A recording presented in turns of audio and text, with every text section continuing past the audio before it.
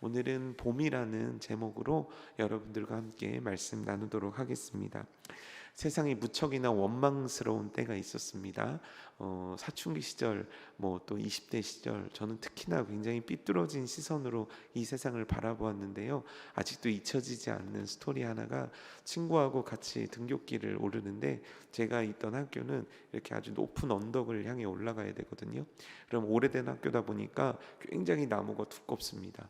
그 두꺼운 나무에서 가을이 되게 되면 얼마나 낙엽이 떨어지는지, 낙엽 비가 내리듯이 우수수 떨어집니다. 근데 옆에 있는 친구 한 명이 그렇게 얘기하는 거예요. 야, 정모야, 이 낙엽이 떨어지는 걸 보면 이 세상이 정말 공평하지 않니? 라고 얘기하는 거예요. 그래서 제가 굉장히 의아한 시선으로 그 친구를 봤죠. 그래서 이유를 한번 들어보자 라고 기다렸더니 그 친구가 한 얘기가, 이 낙엽은 누구에게나 공평하게 떨어지잖아. 누가 잘생겼다고, 누가 키가 더 크다고 해서 더 많이 떨어지는 게 아니라 이곳을 지나가는 사람들에게 이 낙엽은 공평하게 떨어지지 않아 라는 얘기를 하는 거예요. 순간 삐뚤어진 시선을 가진 저에게 그 목소리는 너무 괴상하게 들렸습니다. 왜냐하면 그래, 이 낙엽이 떨어진다고 치자. 하지만 어떤 사람은 등이 휘도록 이 낙엽을 주느냐 고생해야 되고, 어떤 사람은 낭만을 즐기기 위해 이 낙엽을 밟아야 되지 않냐는 거죠. 굉장히 삐뚤어지지 않았습니까? 그런데 그 당시에 세상을 바라보는 제 시선은 그랬습니다. 아니, 부자인 너에게는 이게 아름다울지 몰라도 가난한 수의 아저씨나 가난한 자들에게, 이 낙엽을 치우는 자들에게는 이건 너무 큰 고통이야. 네가 세상을 아니? 네가 이 세상이 돌아가는 구조를 아니? 이 세상은 절대 공평하지 않아. 이 세상은 네가 생각하듯이 결코 아름답지 않아 라고 얘기를 했죠. 여러분들의 생각은 어떠십니까? 저의 생각에 동의하십니까? 아니면 이 친구의 생각에 동의하십니까?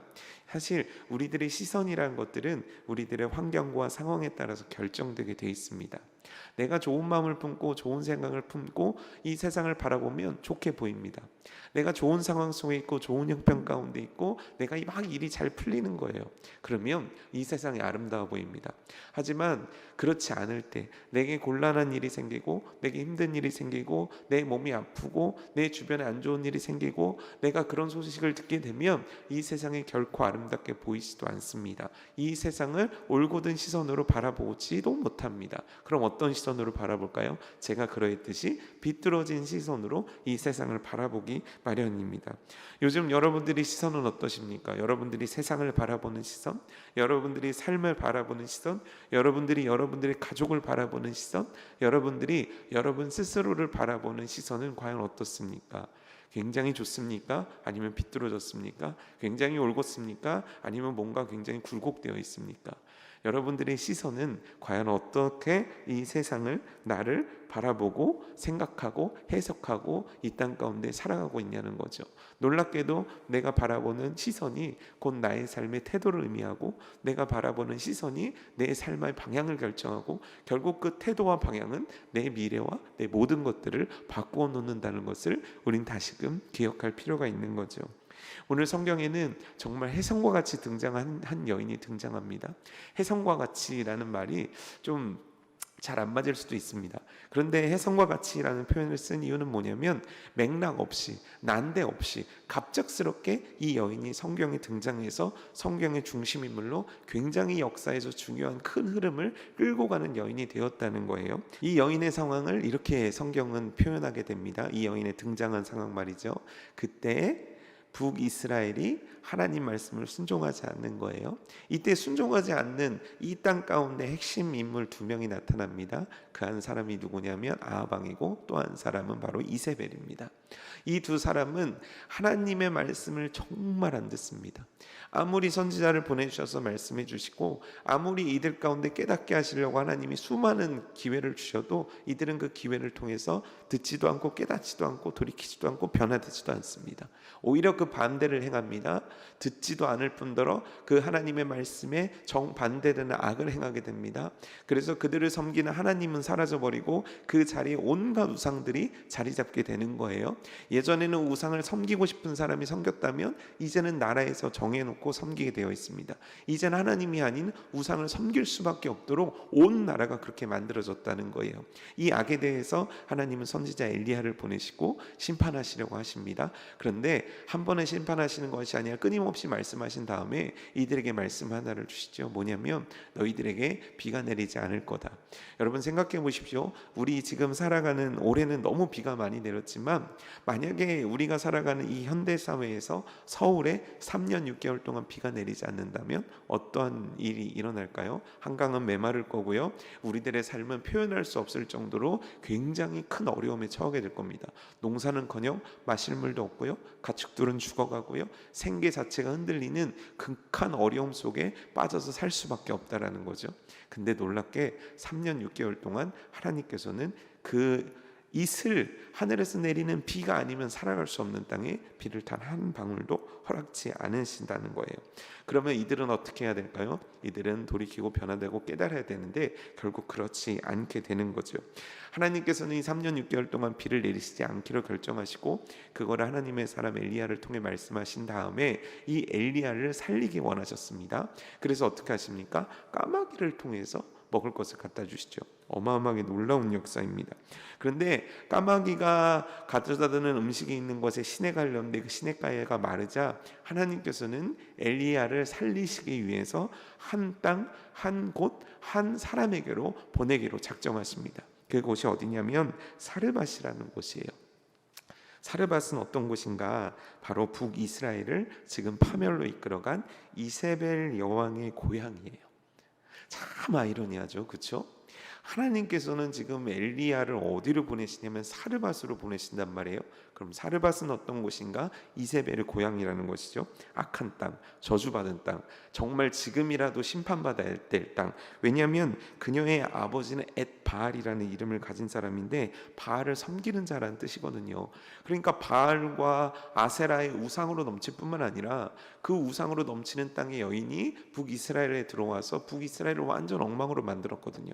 그러니 하나님의 사람이 절대 발을 들여놓아서는 안 되는 땅 하면 그 누가 생각할 때에도 바로 이 사르밧이란 곳이어야 할 거예요. 이 지금의 고통, 지금의 가뭄을 제공한 이 원인의 땅, 바로 그 땅에 하나님께서는 하나님의 사람을 보내시고 그 사르밧에 누구에게 보내시냐? 바로 과부에게 보낸다는 거예요. 과부가 누굽니까? 가나안을 상징하는 사람 아닙니까? 그러니까 영적으로 최악의 땅에, 그 최악의 땅에서 사는 최악의 가난 속에 사는 한 여인에게 하나님은 하나님의 사람을 보내신다는 거예요. 사실 성경에서 보면 까마귀를 통해 사람을 먹인다, 이건 정말 놀라운 기적이거든요.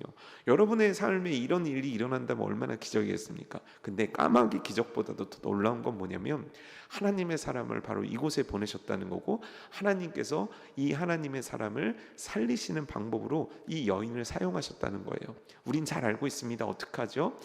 그 마지막 기름, 마지막 그 밀가루 한 주먹 가지고 이걸로 떡을 만들어 먹은 다음에 아들과 죽겠습니다 했던 집에 그 떡을 나에게로 가져오라 했을 때 그 떡을 먹었던 엘리야를 통해서 어떤 역사가 일어납니까?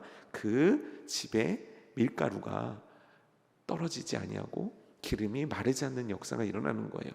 매일매일 먹을 때마다 어디서 어떻게 나타나는지 모르겠는데 그 그릇에서 기름이 나오고 그 그릇에서 밀가루가 나오는 거예요. 이 놀라운 기적 아닙니까? 이 놀라운 역사 아닙니까? 이 가뭄이 끝날 때까지 하나님은 그와 같은 역사를 단 하루도 쉬지 아니하고 행하심으로 말미암아 엘리야를 살리시고 과부를 살리시고 그 아들을 살려 오셨다는 거예요. 그런데 생각지도 않았던 매우 충격적인 사건 하나가 오늘 말씀에 일어나는 거예요. 너무 비극적이어서, 너무 아파서, 너무 속상해서 함부로 이야기할 수조차도 없는 극한의 고통이 이 가정에 임한 겁니다. 그 고통이 뭡니까? 아들이 죽었어요. 과부의 아들이 죽었어요. 과부의 자녀가 죽었다. 그럴 수 있지라고 생각할 수도 있습니다. 근데 이 아들이 어떤 존재냐는 거죠. 이 과부에게 있어서 남편을 잃고 홀로 어렵게 살아가는 여인에게 있어서 이 아들이란 존재가 의미하는 게 뭐냐는 거죠. 미래예요. 앞으로 살아갈 이유예요. 사실 당장 죽어도 본인의 삶에는 어떻게 할 수 없을 거예요. 근데 이 아들 때문에 살아야 되는 거고, 이 아들 때문에 일을 해야 되는 거고, 이 아들 때문에 건강해야 되는 거예요. 근데 이 미래가 죽어버린 거예요. 삶이 죽어버린 거예요. 아들만 죽은 게 아니라 내 인생과 내 미래와 내 모든 것들이 다 끝장나 버린 거예요. 그 고통 가운데 이 여인이 갑자기 처하게 된 거예요. 왜 죽었을까? 아들이 병이 있었을까? 아니면 갑작스럽게 죽었을까? 그 이유에 대해서는 우리가 잘 알지 못하지만 중요한 건 뭐냐면 병들어 증세가 위중하다가 죽었다는 거예요. 그러니까 병이 들어가지고 그 병이 너무너무 깊어지면서 이 아들은 병 때문에 죽은 거죠. 그 과정을 엄마는 봤고요. 그 과정 동안 얼마나 그 마음이 안타깝고, 그 과정 가운데 얼마나 그 쓰린 가슴을 쓸어내려야만 했을 거고, 얼마나 잠 못 이루는 밤이 길었겠습니까? 그런데 이 아들은 죽고 만 거예요. 그래서 그녀의 인생에는 뭔가 빛이 들어왔고, 다시 그 가뭄과 어려움 가운데서 먹고 살 수 있다는 빛이 비추는 것 같았는데, 그 빛은 다 사라져 버리고 이제 모든 이 세상의 어두움이 그녀를 잠식해 버리게 된 거죠. 그래서 이렇게 얘기하는 거예요. 18절이죠. 여인이 엘리야에게 이르되 하나님의 사람이요, 하나님의 사람이라고 지칭하는 거예요. 당신이 나와 더불어 무슨 상관이 있기로 내 죄를 생각나게 하고 또 내 아들을 죽게 하려고 내게 오셨나이까. 자, 보세요. 이 말의 의미를 잘 살펴볼게요. 첫 번째는 뭡니까? 원망의 감정이 이곳에 있는 거예요. 내가 당신을 그렇게 선대했는데, 내가 그렇게 당신을 향해서 열심을 다했는데, 그 누구도 할 수 없는 참 어려운 거 아닙니까? 그 마지막 밀가루와 마지막 기름, 그거를 드릴 수 있는 여인이 이 땅 가운데 얼마나 되겠습니까? 근데 그렇게까지 했는데, 내가 당신을 선대했는데, 내가 당신을 섭섭해한 일이 있었습니까? 그런데 어찌하여 나에게 이 고통을 주냐는 거예요. 원망이에요. 우리 인생 가운데 어둠이 찾아올 때 말이죠, 우리 시선이 비뚤어질 때 나타나는 현상이에요. 우리는 원망해요. 누군가의 그 원망의 대상을 막 찾아요. 그래서 이걸 다 쏟아붓고 싶어요. 너 때문이야, 당신 때문이야, 당신이 잘못해서 그래, 그때 당신의 실수 때문에 우리가 이렇게 된 거야, 네가 그렇게 말해서 그래. 우리는 어둠의 상황 속에서, 뭔가 내가 생각지 못했던 불행과 아픔의 상황 속에서 이것들을 쏟아낼 대상을 찾아내는 거죠. 두 번째 뭡니까? 내 죄를 생각나게 하고, 자책이에요. 원망 다음에 이어지는 건 자책이에요. 그래, 나 때문이지. 내가 그 인간 말을 듣지 않았더라면 됐을걸. 내가 그 사람을 만나지 않았으면 좋았을걸. 그래, 나 때문이다, 내 죄 때문이다라고 그녀는 자책하기 시작하는 거예요. 자책과 원망 속에서 그녀는 바라봐야 할 것들을 바라보지 못하고 더 깊은 수렁 가운데 빠지는 거죠. 원망과 자책은 여러분 결코 우리를 좋은 방향으로 이끌어가지 못합니다. 내 속에 원망이 들어오고 내 속에 자책이 들어올 때 나를 긍정적이고 희망적인 방향으로 내 인생의 방향을 틀게 하지 못해요. 이 두 감정은 무거운 추와 같아서 나를 더 깊은 바닷속으로 끌고 가는 거죠. 당신 때문입니다. 아니에요, 나 때문입니다. 당신 때문입니다. 아닙니다, 나 때문입니다. 원망과 자책을 선택한 이 여인은 아무것도 바라보지 못하고 아무 소망도 품지 못하는 거예요. 우리가 원망과 자책을 이 상황 속에서 붙잡는 순간 우리 가운데서는 어떠한 빛도 보이지 않는다는 거예요. 그러면 이때 하나님의 사람 엘리야는 어떻게 했냐는 거예요. 하나님의 사람 엘리야, 믿음의 사람, 동일 아닙니까? 하나님의 사람 엘리야, 믿음의 사람. 그리고 믿음의 사람은 누구입니까? 나입니까? 내가 된다면 바로 엘리야 같이 하는 거예요. 하나님의 사람 엘리야, 믿음의 사람 나. 이 은혜가, 이 축복이 오늘 말씀을 듣는 여러분들 가운데 있기를 축복합니다. 자, 엘리야 어떻게 하면 좋을까요? 조용히 짐을 싸서 나오는 거죠. 민망하니까. 그랬을까요? 아니면 지금까지 내가 당신한테, 당신 지금까지 나 때문에 먹고 산 게 얼만데 어떻게 나한테 그래? 원망할까요? 똑같이 자책할까요? 아니요. 엘리야는 다른 선택을 하는 거예요. 20절 말씀입니다. 여호와께 부르짖어 이르되.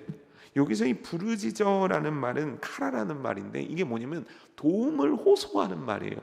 도움을 호소하고, 근데 그 상황이 매우 긴박해가지고 어쩔 줄 몰라가지고 막 부르짖는 거죠. 쉽게 얘기하면 이거예요. 물에 빠졌을 때 사람 살려, 나 좀 살려주세요, 이거예요. 불이 났을 때 여기 불 좀 꺼주세요, 나 좀 살려주세요 하는 말이에요. 제 목소리가 진짜 별로죠. 죄송합니다. 일주일 동안 열심히 관리를 했는데 이제 요 정도까지 지금 회복이 됐거든요. 빨리 회복을 해서 여러분들한테 꾀꼬리 같은 목소리를 드려야 되는데, 지금 이어폰 꽂으시고 TV를 보시는 분들한테 이 목소리가 얼마나 정말 아름답지 못하게 다가오겠습니까? 여러분 정말 죄송합니다. 근데 이 카라라는 말은 그거라는 거예요. 부르짖는 거예요. 너무 긴박한데 어쩔 수가 없으니까, 뭘 어쩌지 못하니까 막 소리 지르며 부르짖는 거예요. 병원에 갔는데, 응급실에 갔는데 이제 응급 환자가 이렇게 들어오는 거예요. 그래서 막 그 빨리 나르는데 의사 선생님이 막 무슨 막 말을 하는데, 한 엄마가 이 침대를 붙잡고 의사 선생님을 붙잡고 계속 얘기하는 거예요. 이 사람 좀 살려주세요. 이 사람 좀 살려주세요.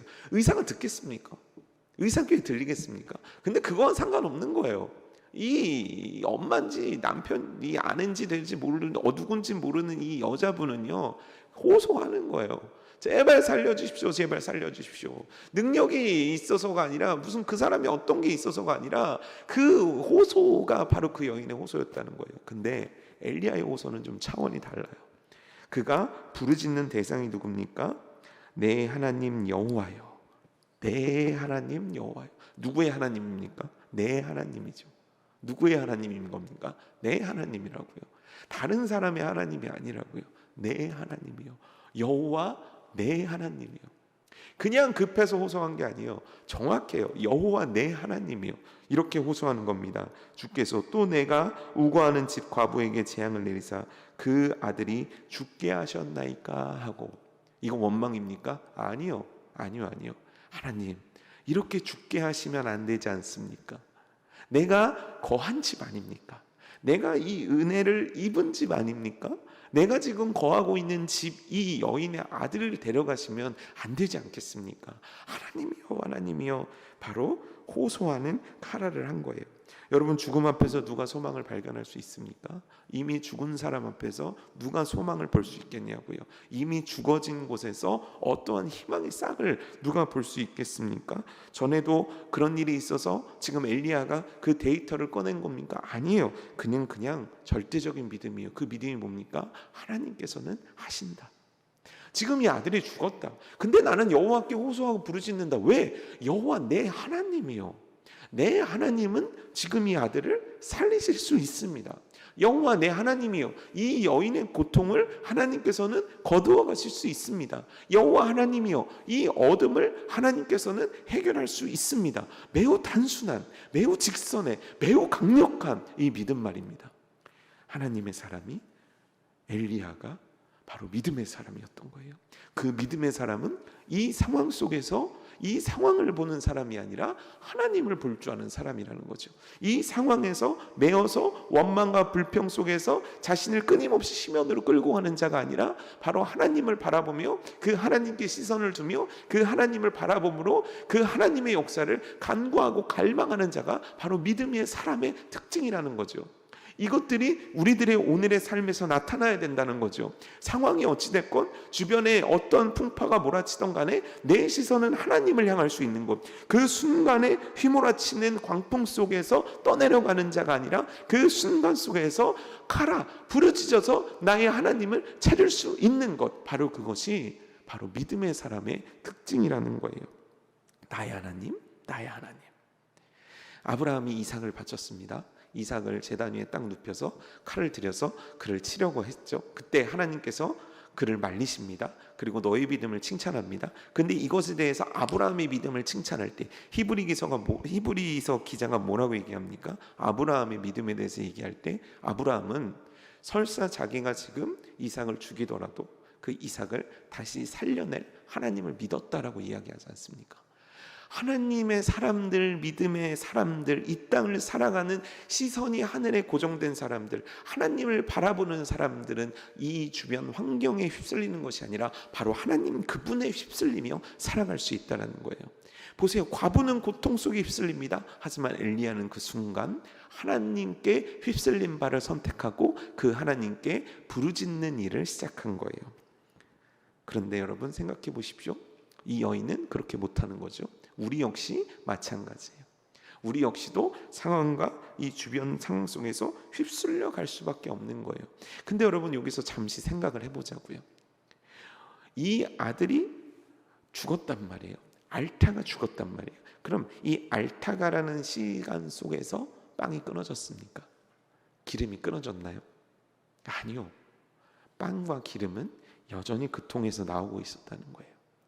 그래요. 이 여인이 참 부족하고 모자란 사람이고 우리도 부족하고 모자란 사람이란 걸 전제로 이 상황을 생각해 봅시다. 이 집에는 누가 있는 겁니까? 그 여인이 말한 하나님의 사람이 계신 거 아닙니까? 하나님의 사람이 계시고 집에, 그 다음에 오늘도 이 그릇에서는 밀가루가 나왔고 오늘도 이 그릇에서는 기름이 나왔잖아요. 이게 뭡니까? 이 아들이 죽은 이 상황 속에서 하나님의 역사는 계속되고 있었다는 거 아닙니까? 이 아들이 죽은 상황 속에서 하나님은 살아계셨다는 거 아닙니까? 우리의 어떤 상황 속에서 하나님이 계시지 않는가, 하나님이 없는가 아니라는 거예요. 하나님은 계시다는 거예요. 먹구름에 가렸을 뿐이지 태양은 여전히 떠 있단 말이에요. 하나님은 이 모든 상황 속에 계시다는 거예요. 세상이 뒤집히고 난리가 나도 하나님은 계시다는 거예요. 하나님이 계시지 않는 순간은 이 땅의 그 어느 지점에도 어느 시간에도 존재할 수가 없다는 거예요. 이 여인은 오늘도 그 기적을 경험한 거예요. 이 여인은 오늘도 그 하나님을 만나고 있었던 거예요. 왜냐하면 그 밀가루와 그 기름이 그 증거거든요. 하나님의 사람이 그 집에 계셨거든요. 근데 여인은 그걸 다 잊어버린 거예요. 그저 지금 아들이 죽었지 않냐는 거예요. 이건 당신 때문이고 나 때문 아니냐는 거예요. 그러니 이제 내 미래도 끝나지 않았냐는 거예요. 아니요. 그 끝난 그 시간, 그 순간 그들의 입에 들어간 그 떡은 하나님이 주신 거라는 거죠. 하나님은 살아계시고 하나님은 역사하고 계셨다는 거죠. 나의 하나님은 지금도 존재하시는 분이라는 거죠. 여러분, 그 나의 하나님을 우리는 어떤 상황 속에서 바로 믿어드려야 되는 이유가 그 나의 하나님이 지금도 계시기 때문이에요. 엘리야는 기도합니다. 그리고 이렇게 합니다. 21절에 나오죠. 몸을 3번 엎드리고 간절히 기도합니다. 여호와께 부르짖어 기도합니다. 뭐라고 기도합니까? 내 하나님 여호와여, 원하건대 내가 간절히 소원하오니 이 아이의 혼으로 그의 몸에 들어오게 하옵소서 하니, 하나님 다시 살려주세요. 하나님 살려주세요. 하나님 제발 이 아들을 살려주세요. 나의 하나님, 오늘도 나에게 빵과 기름으로 내 배를 채우신 나의 하나님, 이 3년 6개월 동안 비가 내리지 않는 상황을 만들고 계신 하나님, 지금 이 가정 가운데 생명을 허락해 주셨던 나의 하나님, 그 나의 하나님, 나와 함께 하시는 나의 하나님, 역사해 주옵소서. 기도할 때 과연 어떤 역사가 일어나는 겁니까?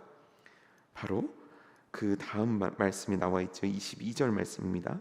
여호와께서 엘리야의 소리를 들으심으로 그 아이의 혼이 몸으로 돌아오고 살아난지라. 살아난지라. 해결되었다. 살아났다. 응답되었다. 어둠이 물러갔다. 역사가 만들어졌다. 기적이 일어났다. 바로 살아난지라. 근데 여기서 우리가 주목해서 볼 만한 단어 하나가 있다는 거예요. 그건 뭐냐면 여호와께서 엘리야의 소리를 들으심으로라는 거예요. 엘리야의 소리를 들으셨다. 여기서 들으셨다라는 말이 뭐냐면 쏴마하라는 말인데, 이게 뭐냐면 경청하다라는 뜻이에요. 여러분, 경청이 뭡니까? 경청이라는 말은요, 그 사람을 존중해서 집중해서 그 사람의 얘기를 들어주는 거예요. 이해가 되십니까? 아이가 이야기하는데 경청한다는 건 뭐냐면 그 아이의 눈높이에 가서 그 아이가 하는 말을 집중해서 세밀하게 하나하나 듣는다는 거예요. 여기서 쓰인 경청이에요. 여호와 하나님께서 엘리야의 기도를 경청하셨다는 거예요. 전능하신 하나님이, 하늘의 하나님이, 우주의 하나님이, 천지 만물을 만드신 하나님이 한 인간이 믿음을 가지고 기도했을 때 그 기도에 대한 하나님의 태도가 무엇인가? 경청했다는 거예요. 지금 이 불가능한 상황 속에서 한 사람이 하늘의 하나님, 나의 하나님을 믿고 기도할 때 하나님은 어떠한 태도와 반응을 보이시는가? 내 소리에 대해서 경청하기 원하신다는 거예요. 하나님은 내 기도를 경청하기 원하신다는 거예요. 그 경청에 대한 결과가 뭡니까? 살아난지라. 하나님은 내 소리를 들으실 뿐만 아니라 그 소리를 그냥 흘려 들으시는 분이 아니라 집중하여 세밀하게 들으신 다음에 그 소원 그대로를 정확하게 응답하시는 분이라는 거예요. 여러분, 놀라운 거 아닙니까? 우리의 기도의 이유가 돼야 되지 않습니까? 그래요, 내가 과거와 같이 원망과 정말 자책 가운데 있던 지금 오늘의 상황일지라도 오늘 다시금 생각해 보면서 하나님께서 오늘 나를 응답해 주시고 나에게 은혜 베풀어 주셨던 것들을 기억하면서 오늘 상황 속에도 계신 하나님을 붙잡고 그 하나님께 내가 부르짖을 때, 가라 부르짖을 때 그 하나님께서는 서마 경청해서 들으시고 내 기도에 살아나리라 살아내다 하는 응답을 주실 수 있는 분이 아니시냐는 거예요. 여러분, 오늘 왜 성경은 우리들에게 이 기록을 남겨줬냐는 거예요. 그리할지라도 기도하라는 거 아닙니까? 그리할지라도 부르짖으라는 거 아닙니까? 너의 시선이 지금 주님을 향해야 된다는 걸 우리들에게 계속 이야기해 주고 있는 거 아닙니까? 여러분, 바로 이 믿음의 사람이 했던 선택, 하나님의 사람 엘리야 믿음의 사람이 했던 선택, 우리가 오늘 그 선택을 하는 믿음의 사람들 되기를 주님의 이름으로 축복합니다. 근데 여러분, 우리는 지금 이 사건을요, 먼저 과부의 시선에서 본 거예요. 과부의 시선으로 볼 때 너무 어둡고 막막한 상황이죠. 그리고 엘리야의 시선으로 본 거예요. 믿음의 시선으로 본 거죠. 근데 여러분, 요 두 시선 말고 이제 조금 더 올라와서 우리가 이 사건을 전체를 주관하는 시점에서 한번 보자는 거예요. 그때 어떻게 될까요? 여러분, 하나님은 과부의 아들을 죽이시기를 원하시는 건가? 죽이시려고 했던 건가? 그러하다면 하나님의 사람을 그곳에 보내시지도 않았겠죠. 그렇죠? 하나님의 사람을 그곳에서 보낸 이유가 있었을 거고, 그 저주의 땅에서 그 아들을 살려낸 이유가 있었을 거고, 하나님께서 그 과부를 통해서 하실 일 역시 있으셨을 거란 얘기예요.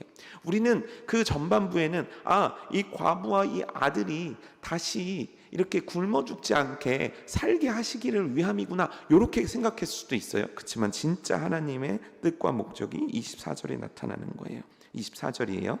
여인이 엘리야에게 이르되, 여인이 이제 그 사건을 경험하고 엘리야에게 이르되, 나 과부가 이제야 당신은 하나님의 사람이시오 당신의 입에 있는 여호와의 말씀이 진실한 줄 아노라 하니라. 이제야. 그럼 지금까지는요? 그녀에게 떡과 기름이 이제야를 만들지 못했던 거예요. 그런데 그 아들이 죽고 그 아들을 살리신 기적으로 이 여인의 고백이 이거예요. 이제야 지금 이때 내가 드디어 깨닫게 되었습니다. 그러면서 뭡니까? 여호와의 말씀이 진실한 줄을, 여기서 진실한 줄을 아노라 했을 때 이 진실이란 말이 뭐냐면 에메트라는 말이에요. 이 에메트는 하나님의 본성을 가리키는 말이거든요. 그러니까 정확하게 얘기하면 뭐냐면 하나님이 누구인지를 내가 알고 믿게 되었습니다.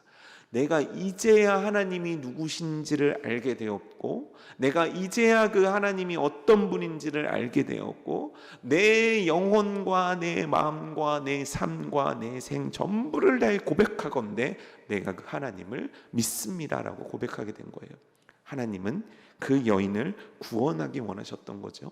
하나님은 그 여인을 믿음의 자리로 이끌기 원하셨던 거죠. 지금 이 상황을 하나님이 하나하나 만들어 가시면서 시련과 아픔을 통해서, 그녀를 통해서 하나님께서는 그 고백을 듣기 원하셨던 거죠. 그럼 그녀가 누구냐는 거예요. 죄악의 땅, 버림받은 땅, 아무것도 도무지 너희들에겐 가능성이 없구나. 어찌 이와 같은 죄악만 저지르는가. 그 땅이 상징하는 그 악함 속에서, 그 최악의 상황 속에 있는 한 여인이 그녀의 입술 가운데 하나님을 고백하게 만드셨다는 건 뭡니까? 하나님께서는 북이스라엘을 아직 포기하지 않으셨다는 거예요.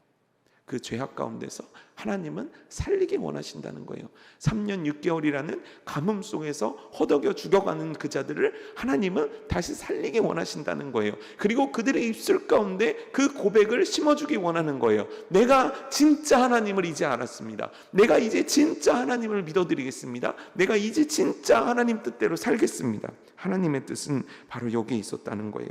최악의 상황, 영적으로 육적으로 최악의 상황 속에 있는 그 여인을 건져내신 것은 이스라엘 전체를 향한 하나님의 메시지, 우리를 향한 메시지가 그 안에 있다는 거죠. 하나님은 아직 우리를 포기하지 않으시고, 하나님은 아직 너희를 버리지 않았다. 내가 너희들을 살려내기 원한다. 너희들은 나의 백성이다. 내가 아직 너희들을 통해서 나의 뜻 이루기 원한다라는 거죠. 제가 한 집회를 갔는데 목사님 한 분이 찬양 인도를 하시는 거예요. 근데 제가 태어나서 지금까지 그분처럼 찬양 인도하는 분을 본 적이 없습니다.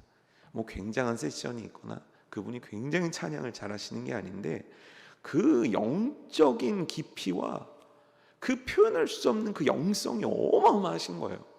그냥 그 자리에 찬양 안 하고 앉아만 있어도 막 어떻게 표현할 수 없는 가슴에 울림이 막 있는 거예요. 그래서 제가 물어봤습니다. 저분 도대체 누구세요? 라고 물어봤어요. 잘 알려지지 않으신 분이셨거든요.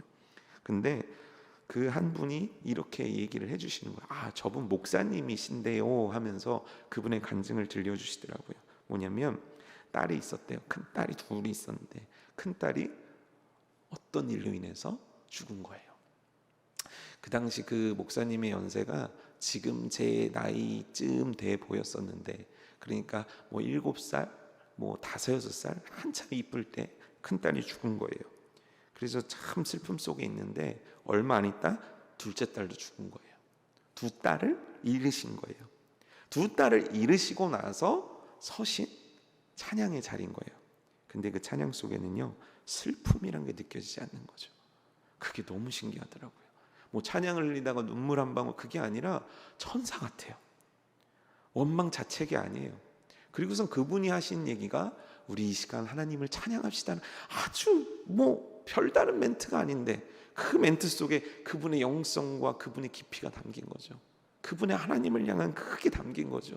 온전히 하나님을 찬양하고 있는 그 모습이 보여진 거죠. 얼마나 아팠겠습니까? 그러나 그 아픔의 상황 속에서 원망과 자책이 아니라 그분은 하나님을 본 거죠. 하나님을 믿어드린 거죠. 주의 뜻을 더욱 신뢰한 거죠. 주의 계획을 더욱 붙잡아 드린 거죠. 주님을 더욱 사랑한 거죠. 그리할 때 그분을 통해서, 그곳이 한 10,000명 정도 모인 곳인데 그 누구도 할 수 없는 그 어마어마한 영적인 놀라운 역사들이 그곳에서 펼쳐짐을 제가 경험을 했습니다. 여러분, 그분은 그때 하나님을 봤대요. 그때 그 하나님을 만났대요. 그때 계신 하나님을 뜨겁게 만났다는 거죠. 시편 121편 1절에서 2절 말씀이 이렇게 나와 있습니다. 내가 산을 향하여 눈을 들리라. 나의 도움이 어디서 올까? 나의 도움은 천지를 지으신 여호와에게서로다. 지금 이 시편 기자의 상황이 어떻다는 겁니까? 내가 여기를 이렇게 본 거예요. 볼 데가 없는 거죠. 너무 갑갑한 거예요. 너무 어려운 거예요. 누구 하나 나를 해결해 줄 수 없고, 누구 하나 내 마음 알아주는 사람 없고, 누구 하나 이 답답함을 해결할 수가 없는 거예요. 그래서 그가 하늘을 본 거예요. 저 위를 본 거예요. 그랬더니 보이는 게 뭡니까? 산을 향하여 내가 눈을 들리라. 아, 보니까 보이는 거예요. 누가 보입니까? 그 나의 도움이 누구로부터 오게 되는지 그걸 보게 된 거예요. 내가 여기를 볼 때는 아무것도 보이지 않았는데 저기를 보니까, 하늘을 보니까 하나님이 보이는구나. 그 하나님에 대해서 그는 이렇게 소개하는 거예요. 3절에서 6절 말씀입니다. 여호와가 어떤 분이냐? 너를 실족하지 않게 하시는 분이다. 너를 지키시는 분이다. 그분은 너를 지키시기 위해서 졸지를 않으신다. 주무시지를 않으신다. 이스라엘을 지키시는 이는 졸지도 아니하시고 주무시지도 아니하신다. 여호와는 너를 지키신다. 여호와는 내 오른편에서 너의 그늘이 되어주신다.